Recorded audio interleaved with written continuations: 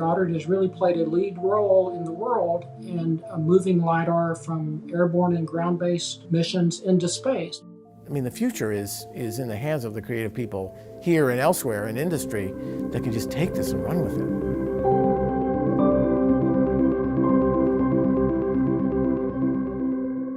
We've revolutionized how we look at our own world, and the future is wide open. Winds, aerosols, trace gases.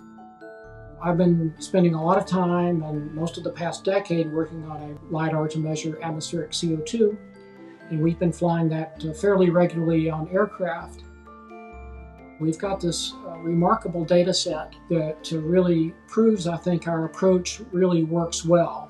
There's many other gases that are very important, particularly with global warming, that lasers can help us monitor. Over all these years, we've developed these different techniques and lasers and detectors and put all those together into a recent system that we've just started working on, the hazard detection LiDAR. Essentially a really precise, really fast LiDAR that helps land safely on a planet. You want to make millions of measurements in a second. You have to process and produce those data in real time.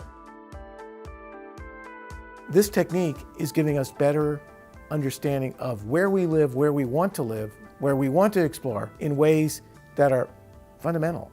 So I look at it as it's a measurement engineering success story, and masterpieces of engineering often lead to masterpieces of science. With MOLA 2 being on MGS being the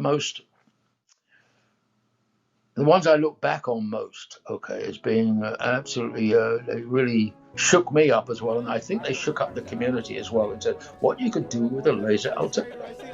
And I'm amazed at how much knowledge can be gleaned from this relatively simple measurement, just measuring time of flight. So you cannot just build just one LiDAR. You need a sustained team who's been building LiDAR for some time, so you can pass on the lessons learned and so forth.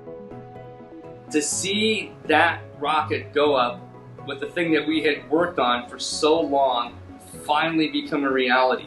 I had my family with me, many of the other scientists had their family.